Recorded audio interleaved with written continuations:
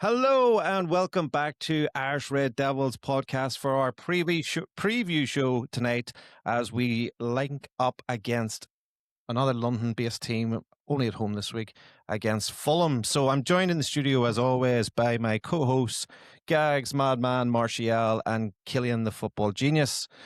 But not only that, we are joined tonight by a couple of new guests. So for Irish United fans on Facebook, I'm sure we'll be aware of this group that these two lads set up. How many years ago did you set this up, boys? 2 years. 2 years ago. Yeah. So Yeah, we'll be 2 years now, actually, in the summer, in June. MUFC Irish Reds on Facebook, so has a community of over 3,000 followers. So basically over the last few weeks I've been reaching out, and we had some of the guys. Deck was on our show at the mid-season show, and we got talking, and we thought, well, could we link up the two here and see if we can continue to grow this Irish Red Devil fan base? So guys, listen, thank you first of all so much for reaching out to us and for proposing this. So obviously here, anyone who's been watching our socials will see I've already given him a nickname here. So we got Mystic Mac McDonagh. Deck, how's it going? Good now, good. The video seems to got a bit of traction, all right. I'm getting plenty of smart comments, and Nostradamus is another one. So I don't know. Hopefully, I prefer Nostradamus. Yeah. I prefer Mystic McDonagh. And then Nigel, where are you based at, Nigel? Well, I'm in just Talonstown, which would be close to Dundalk, just Dundalk. over the border. Very good, very good. The handiest place where I am, yeah. Very good. Well, like I said, lads, listen, really, really interesting to hook up with you and see where we can take this and how we can reach. Because, I was saying to the boys that I only thought that we were mad about Man United until I've started seeing the messages that are going through your WhatsApp groups and things like that there. You guys are absolutely mental about United. So it's absolutely brilliant to have you on board.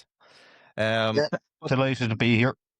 Well, yeah, no, thanks very much. Because it has been something as a group we've been trying to explore and now that we have this sort of connection with you guys, hopefully this is the start of a really something special for both our groups and both our pages, and we can really give a whole Irish platform a whole new lift and treat everyone to all things United in an Irish aspect, I think. Yeah, cool. Sounds good. Okay, so we had a Fulham fan. We did put out our feelers there. We did have a Fulham fan due to come on the show. Fortunately, she hasn't been able to join us.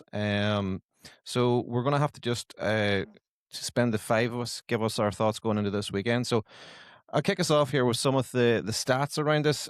I think this is one of the interesting things I find when I do this, because to be honest with you, if I'm being completely honest, going into this weekend's game, based on how we've been performing, I was thinking, I was back in the mindset of what it used to be, of like, we've, Fulham at home, easy, and but then when I looked at the stats, it was like, it's mad how quickly you can get carried away. You know what I mean? And I suppose the thing you need to remember too is, like, the Premier League 30 years ago, 20 years ago, compared to now, is completely different. You can't be beating two big teams in a row, and then you can't have that mentality that we're playing Fulham at home, that's guaranteed 3 points, because there's no guaranteed 3 points in the Premier League anymore. Every game is going to be tricky, no matter who you play at home, no matter who you play away. Anyone can beat anyone in any given day. So especially Fulham, who haven't looked bad this season, no, I mean, it's never a guarantee. So yeah. Well, so looking at it here, so at the moment, United we're sitting 4th on 38 points. Fulham are 7th on 34 points. So that's again, that's not, there's not much difference there. Looking at how the two teams got on last year, so we beat Fulham twice in the league last year, both 1-0 wins. So the first one at home. Fulham must have been the only team we beat twice. Could well be. Well, Ipswich, no, not even Ipswich. Trying to think, Leicester maybe. I don't know. Well, so that game there, Cirque got the winner, and then at Craven Cottage, the return leg there, Martinez with a deflection got us the winner. But then the last time Fulham were at Old Trafford was in March, where they knocked us out of the FA Cup after 1-1 draw, and then it went to 4-3 penalty shootout. That game, that's the worst game of football I've watched in my life. That was dire 120 minutes, and then losing penalties too. It was horrible. That was actually puke football. Yeah, like, I mean, It's rock bottom stuff, like. Yeah. Yeah. So, so bearing that in mind, looking there, how did the teams finish last year? Fulham finished 11th. Obviously, he finished above us on 54 points. We had 42 points last year. That's mental when you just look at that. It's really hard to believe. Like 42 points. So yeah, so I was actually really keen to find out, how would Fulham fans be approaching this game? Would they be, despite us being on a bit of a run of form, would they be? They're obviously in decent form I would themselves. say they approach it with confidence because Yeah. the team are flying. Well, You know what I mean? I don't know much about Fulham. I don't watch them. Yeah, I know you, Killian, you probably, and Gags, you probably watch more of other teams than I do. Like, so the question I was going to ask her was, what do I expect going in here? What kind of football did Fulham play? Well, number one, you stop Harry Wilson. Yeah. Harry Wilson's their main player. Like he's 8 goals, Premier League top goal scorer. Makes chances, creates Scored some chances, screamers this season too. free kicks. It was a free kick in the last game. Ex-Scouser, always got that against him as well. But a quality player. There's always other players in there too, like who can always get goals. Like Raul Jimenez, he scored his fair few goals against us.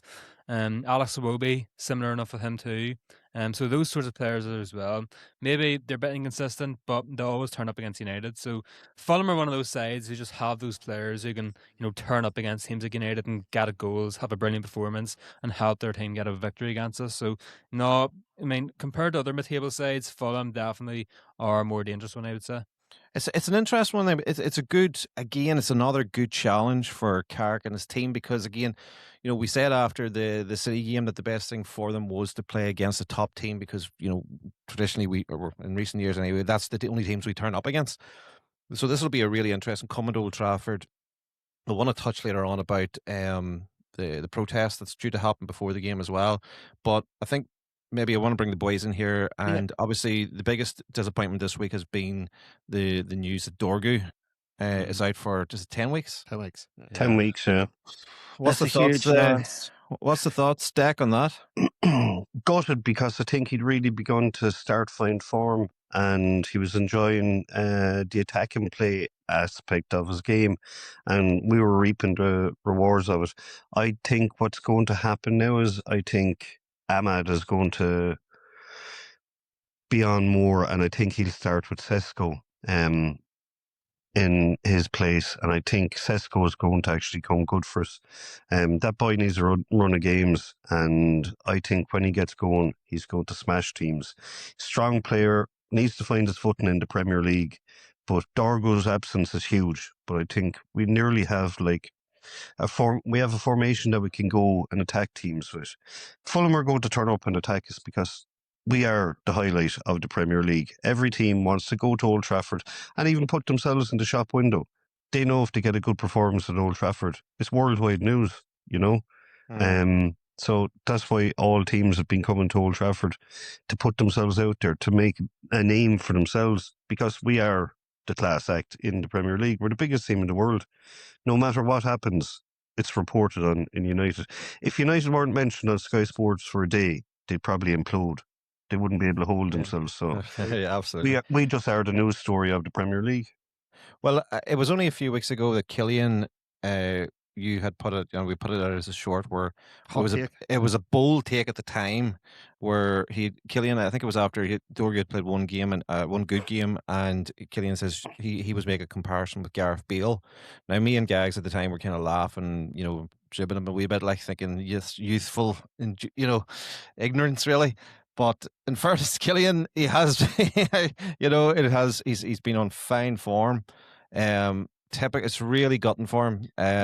But what do you think of that there? What do you think, Killian, he's going to change there? You think with Sesko coming in, do you think? Or well, let's just see how it pans out, of course. I mean, I'm glad that Dorgu is out. I suppose one consolation for all of us being Irish fans as well, he is out of the World Cup qualifiers, which if Ireland played Denmark in the World Cup qualifier. Silver lining. That's a good way to look at it, yeah.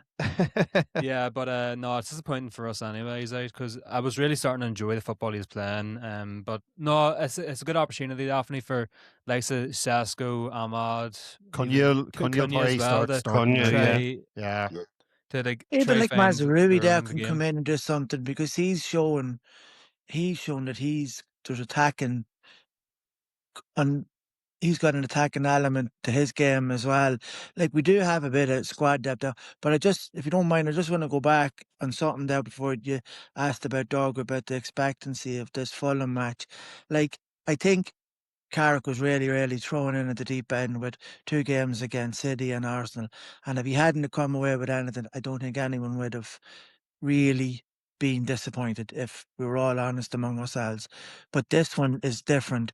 But again, this is to me is the real test now, where we're after picking up 6 points that, again, maybe I don't want to sort of bring it down a little bit, but now if we could manage to get the 3 points on Sunday against Fulham, because another thing was that I really loved to see was where we actually gained on other people's slipping up.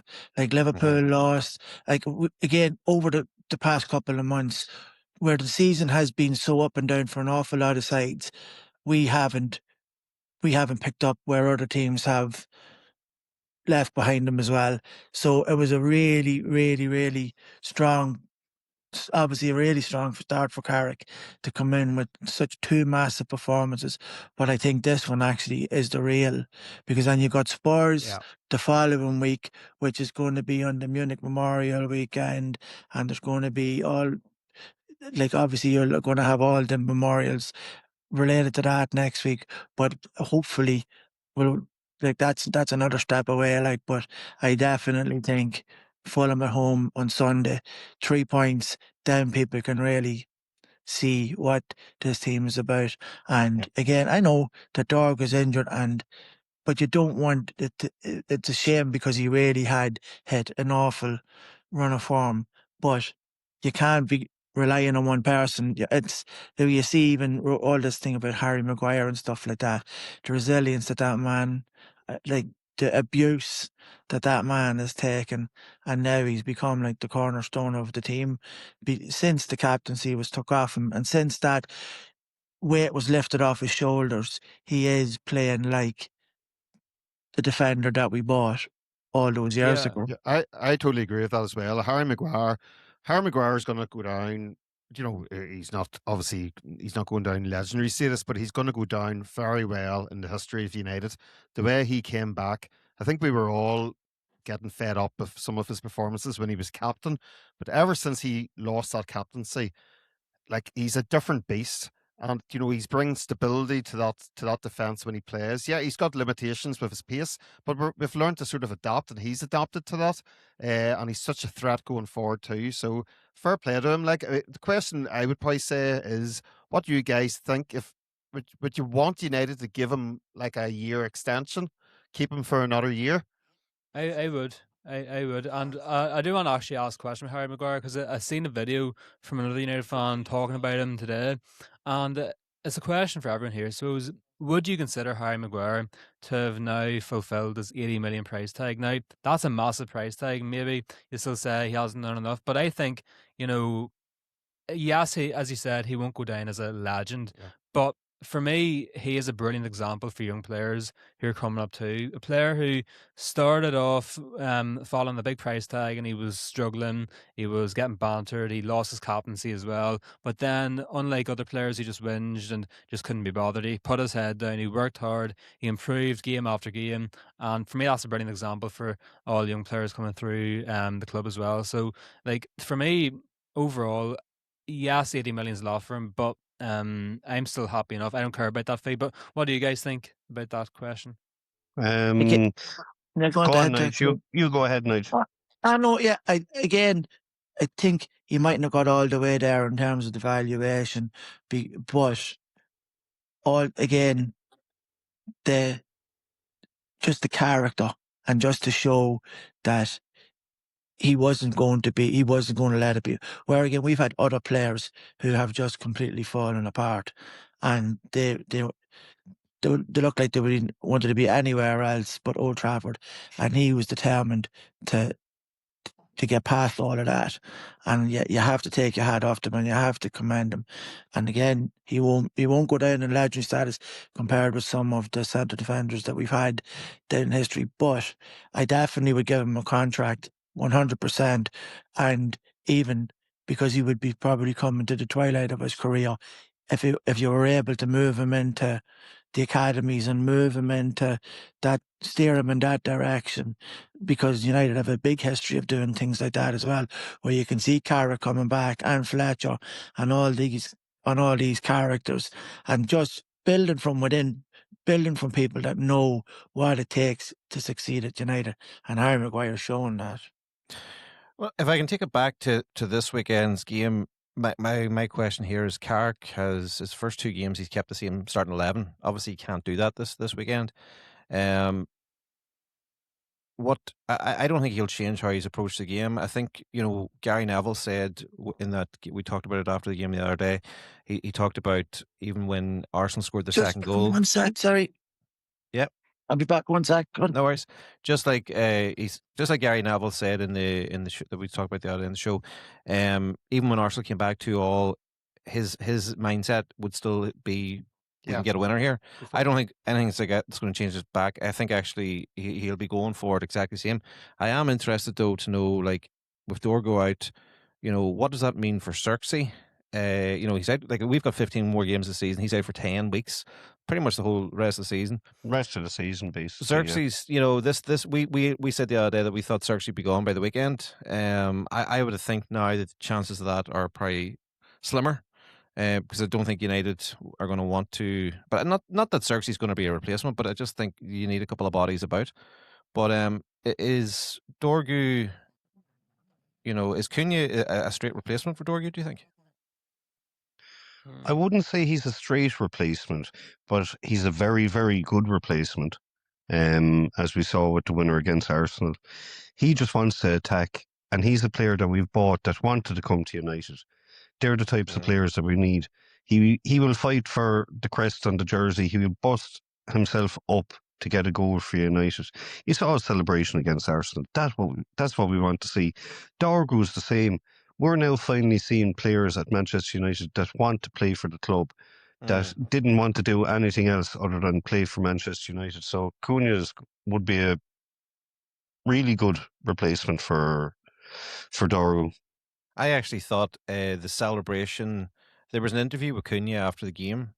Yeah, whenever I saw it, first of all, I thought it was AI because he just looked like a big child and he had the big smile. He's like, I'm so happy. Yeah. Do you know, it was brilliant, Gags. What do you think here about Cunha replacing Dorgu? Yeah, no, very much so. Cunha's a class act. I mean, our last couple of transfer windows, there's definitely been an improvement. I know a lot of people, this time last year, we got Dorgu. And look, some of the fans were a bit critical of Dorgu early in the season, and maybe the end of last season. I always kind of wanted he's a young kid and he needs time to develop. And look, it's starting to come to fruition. And then in the summer, we got Lemans and Mbumo, Cunha. So the quality of the signings are definitely, we're getting more hits now. We're getting the players that we should be getting. And I think the only thing is, it was great to have Cunha, the likes of somebody like Cunha on the bench coming off. The last couple of games, having him coming off the bench, like, it's real depth. So I think Cunha will start. Look, we'll still have a strong enough bench, but I mean, it's just, I think we'll have enough. I think we'll have more than enough for Fulham, as long as we keep the intensity. And I think this team will keep that intensity under Carrick. But I would agree from earlier points, this is the game. This is the game now. In all of Carrick's games, he's had 5 games over 2 stints, and they've all been tough games. Now, this is going to be a tough game, but this is the first game where at home there's going to be real expectation that we should win. Yeah. So I'm looking forward to seeing United, because I think Carrick will get the win first, but it'll be interesting. 3 points is going to be It's hard massive. to believe it's not Scholes, it's Carrick. I just love that song. It's fucking it's brilliant, and it's going to ring around Old Trafford on Sunday. And I think the support that we've seen from the fans in the last 2 games has been utterly exceptional. Oh yeah, phenomenal. Yeah, I already have my prediction out there, so I'm not going changing it. We're going to beat. Well, we'll ask you. We have a predictions, definitely, everyone at the end here. One thing which will interest me, obviously Michael Carrick, across 2 different stints, he's now managed 5 games, but there were, of course, as you said, big games. Arsenal twice, Chelsea, Villarreal, Man City. Fulham now are not a big team, no harm to Fulham, but they're not as big, nor near as big as those teams Carrick's already faced. Now, the thing which sees United play better against the bigger teams rather than the smaller teams is we go into the game as underdogs. The other teams dominate, and we sort of suit, the counter-attacking football. We sort of suit that intensity, against a side who's doing better than us. Now we're in that position, and Fulham are in the position we've been in the past few matches. So I'm just looking to see, can Carrick control the game? Can we dominate possession?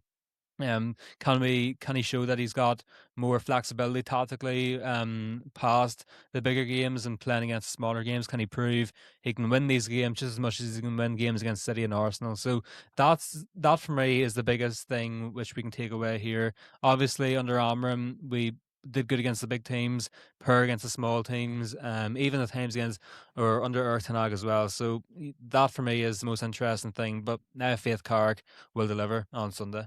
We got bait more than Jade Paul when Amarin was in charge by Anthony Joshua. I mean, we were punch drunk. I mean, it was ridiculous. And he was so stubborn, he cost himself his own job. As a modern day manager, you have to be flexible and be able to work with what you have, not to say, well, I want it my way and they have to do it or they're leaving. We've seen now what can be done with that team. Carrick has prepared them for 2 games where we were expected to get 0 from 6. We got 6 from 6. But I didn't recognise that side under Amram at all. And you look at how close were we to losing Kobe Minu based on the stubbornness of not wanting to play him. Everyone wanted Kobe Minu, and he could have very, very easily been out the door, and clubs all around Europe would have been lined up. Any club would have looking for him. Same as with Fletcher. Same as with Fletcher, I think. First thing back Fletcher, First thing he done was reinstate Mainu, and you can already see the lift that has had around the whole team having him back, because he just suits. It's like I'm really, really now.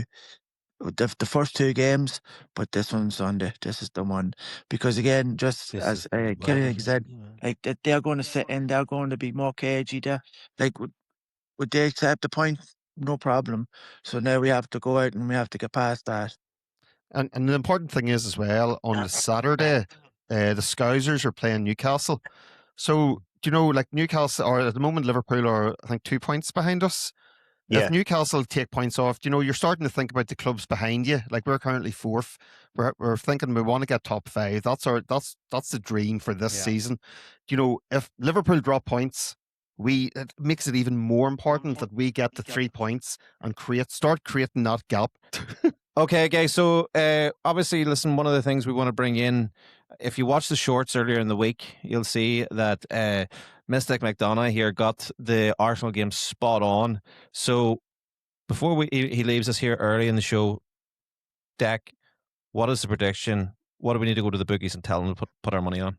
Well, I put my money on United winning 4-1, and I've also put €20 on United to win the Premier League, number 21. What odds did you get for that, Deck? Well, the bookie thought it was mad, so here's this concussion at play, lads, that he was talking about before we recorded. We put on a wager, so he's giving me 50-1, which is ridiculous odds. Okay, this is my reason, and I'll leave you on this. In 92-93, we didn't win our first 2 home games. At this stage of the season, we were 12 points behind the leaders with 15 games to go. If we win the last 15 games, we end up on 83 points, which is the same points total as 92-93. Our name is written on the trophy. That's what they said in the new camp. I just have a feeling. Arsenal won the trophy. You've heard it here first.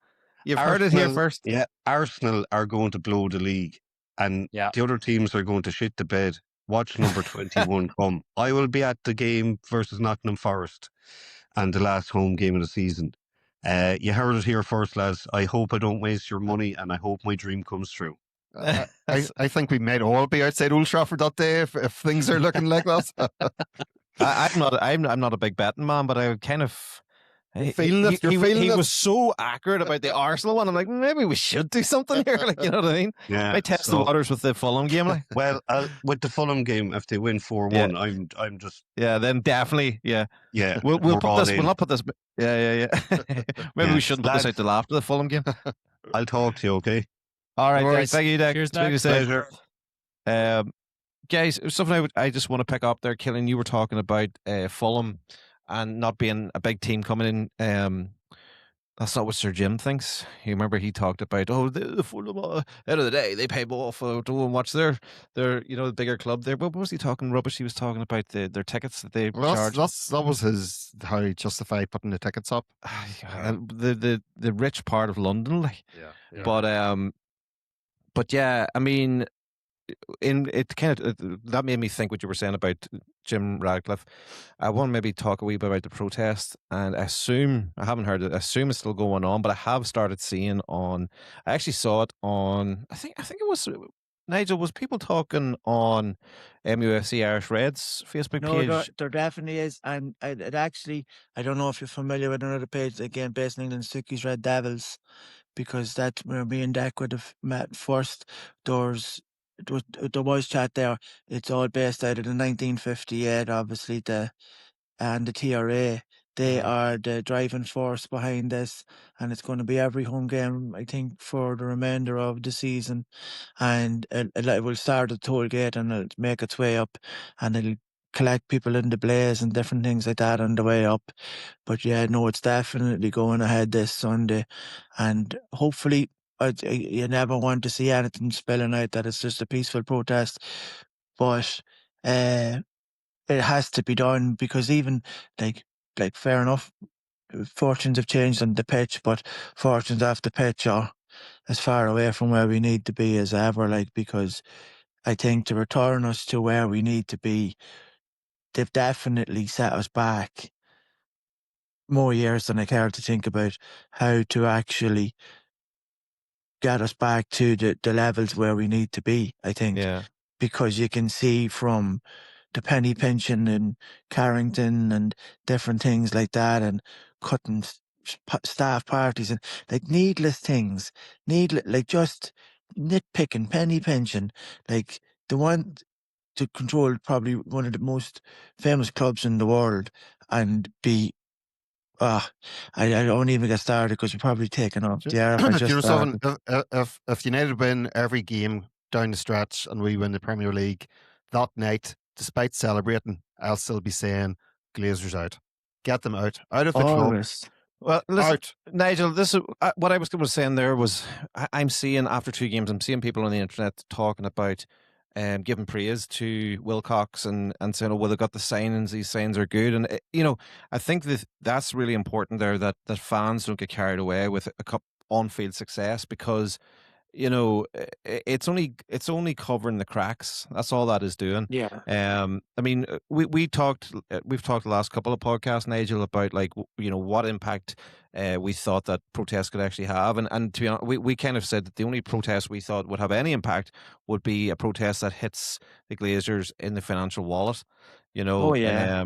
I mean, we saw what happened with the protest in the Liverpool game about the Super League. That stopped a game, highly profitable game, and again, that idea we've been promoting. I don't know if it's a good idea to be doing this now, but we've been promoting the idea of, or kind of pitching the idea of like the only thing that we could, that fans. No, well, we were saying like the mega store at Old Trafford on game days, would generate an awful lot of money for the Glazers. We were kind of saying a sit-down protest outside it, even blocking access to it for a couple of hours before a game. Not only the effect that it would have on the financial for the megastore, that's the sort of thing that would hit the media. And then bad news is not good news for the Glazers when it comes to sponsors and sponsorship deals. They don't want that. They don't want that sort of thing hitting the media. So by blocking the megastore, you're hitting the megastore. You're hitting the Glazers, and you're also, that's the sort of thing that Sky Sports will be all over it, to be like, there's this, and it'll be discussed. And you're not punishing the fans. Like, the fans are going in then to watch the game. They get to see the whole game. People travel. Oh, yeah, no, I accept all of that again. But I think in the grander scheme of things, like, yeah, obviously they would generate huge turnover on a match day. But you see, like, just the financial might of United, like even like say online and stuff like that. Like if even just there in the last week or so, they've released another new Stone Roses collection, and everyone is jumping in and getting involved with all of that. Like it's how like to be honest, what do you think a match day would generate in the tills at Old Trafford? Would it be 2 million? Would it be 1 Yeah, million? I you'd don't probably know. be I'm talking like, something like that. Yeah. It would but be like, substantial though, especially considering this season that those home games are the only home games we have. It would be yeah, because there's no substantial. It would be European enough. nights. There's Yeah, no extra.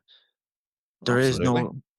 Um, I again, not that I ever would want, but like I do think the biggest, the biggest sort of that you could do would be people just staying away for a match and just like literally having an empty stadium to show that they've they've literally emptied for a lot of years nearly the soul of the club, like, Yeah. and that's you. But Now that's you we talk were about the talking impact. about that, and it's like especially if the season ticket holders, if they don't go to a game, they're But only allowed to miss 3, 4 games yeah, a season. Yeah. And we're saying how that's sort of sneaky of the club because it oh yeah, almost no, it almost is preparing this kind of as a deterrent to that sort of not turning up.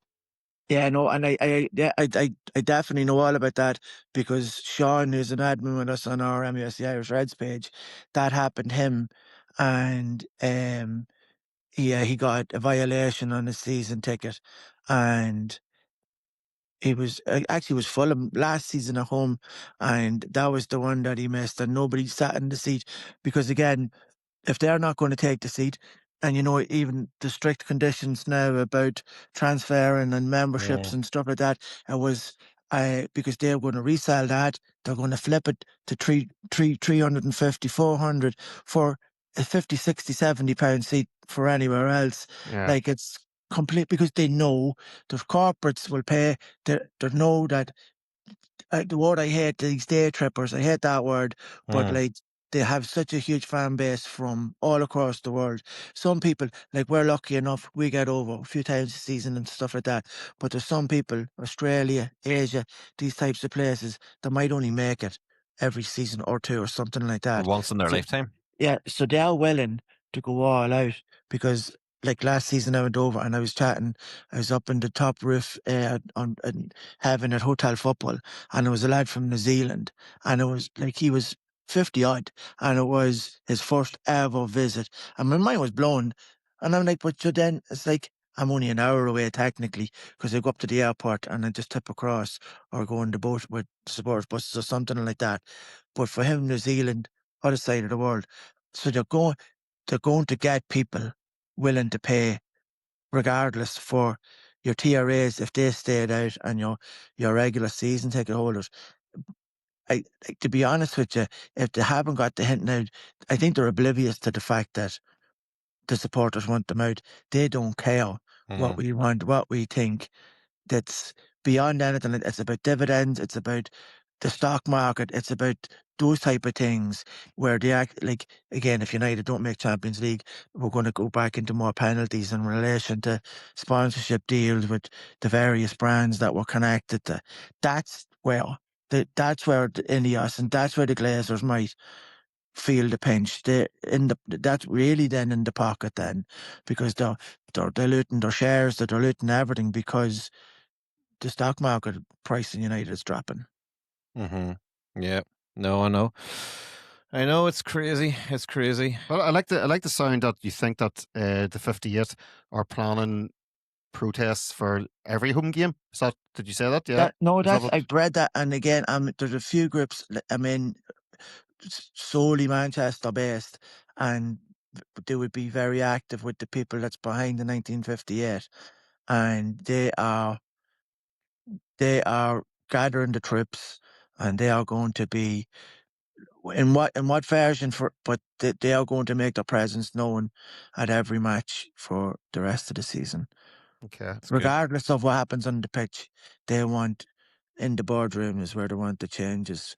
Yeah. And whether that's assaulting or whether that's some other sort of whatever new ownership, and like they talk about down the line Ronaldo or something like that. That's all like years away. Like, but debate. Everybody wants the the Glazers out because Yeah, Glazers out. I could that's see it. if Ronaldo ever became an owner of Man United, I could see him kind of acting like Trump. You know, I could see everything being Ronaldo's face, and you know what I mean. I The wouldn't Old Trafford necessarily being class called. that to be a good thing now. That No, I wouldn't know be that's what I something. mean. You know, I could Yeah. see his face on everything and stuff like that there. But here, what about the rumor mill? We're obviously by the time we record our next episode, when is the end of the month? 1st of February. This Sunday, yeah. So yeah. the next game is in February. So the transfer window will be closed. Rumor mill.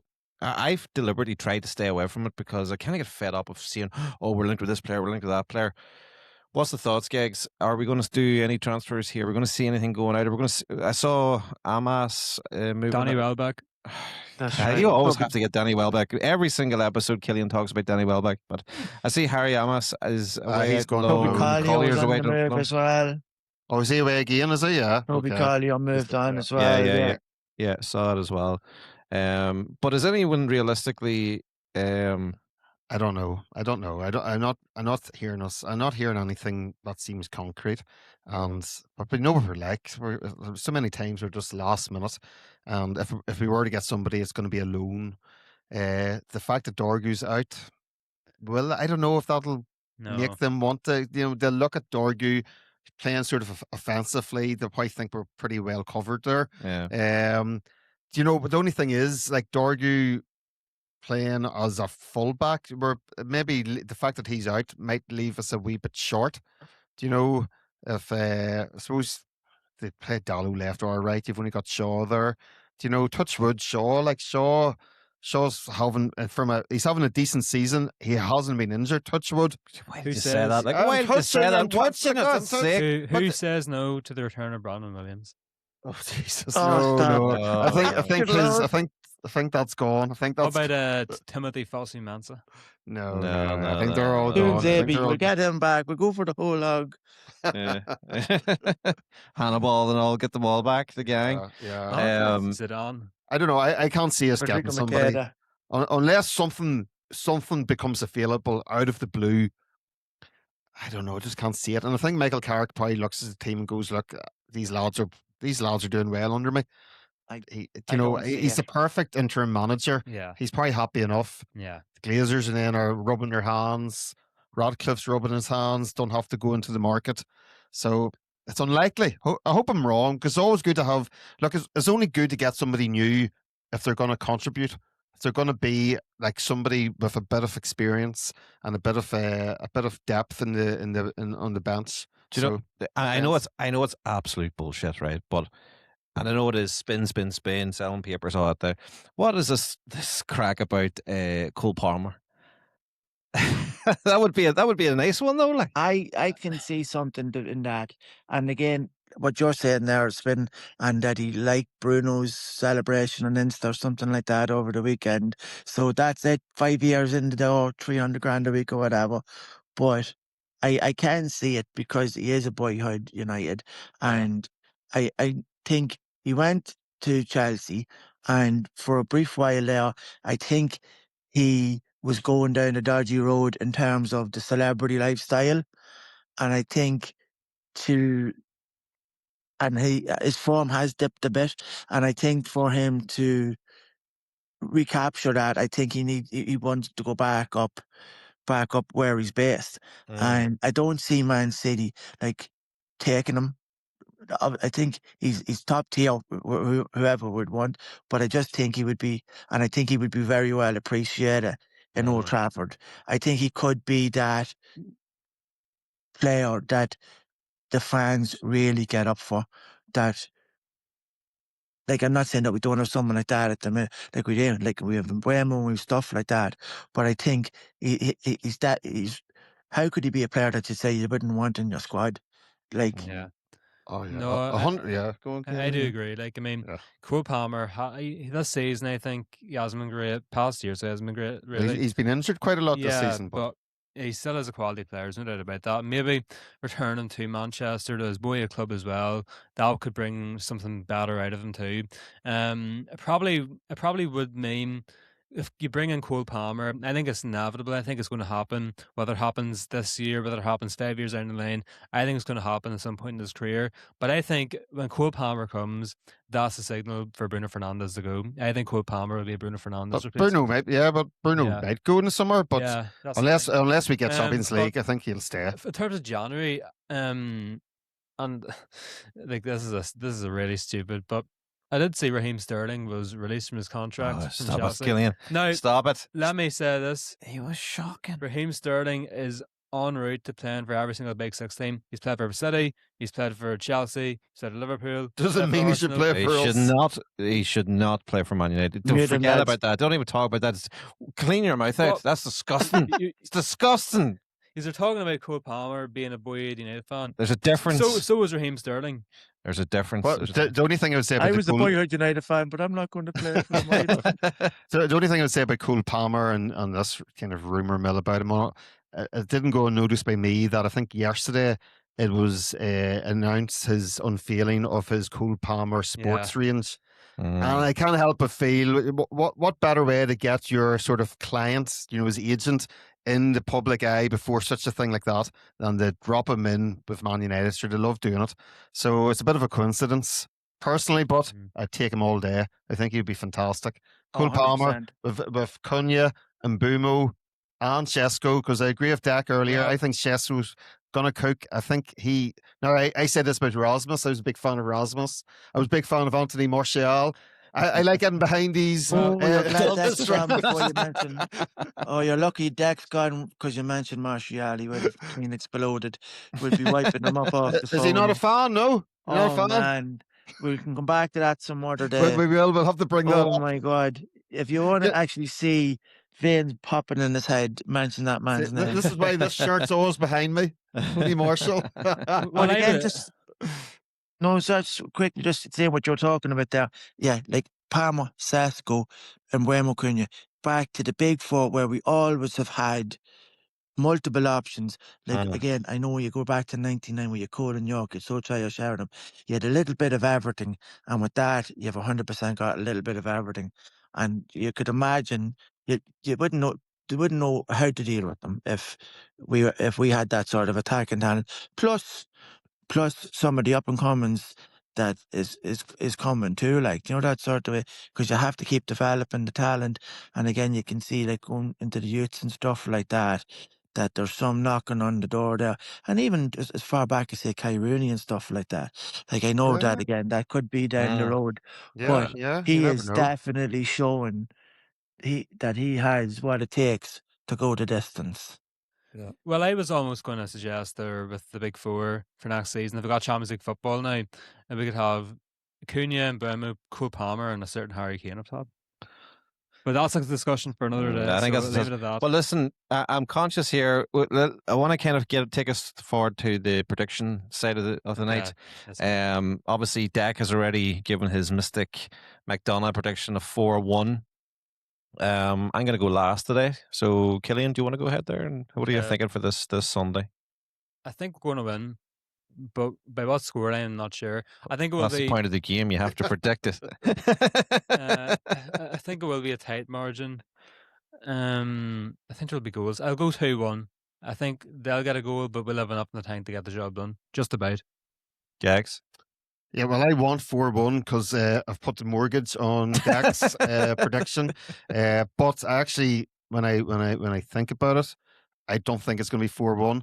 I think we'll win. I think we'll win 3-0. I actually don't see them scoring. I think he's going to stick with Maguire, Martinez. We're developing a solid, unchanged backline, and I think our intensity will be good, and we're creating chances all the time now. And I hope I'm right. I think we're going to win 3-0. Nigel, what do you think? Yeah, I like that sort of attitude there again about the back four and the solidity of stuff like that. But I'm just going to be a wee bit more reserved. I'm going to say 2-0.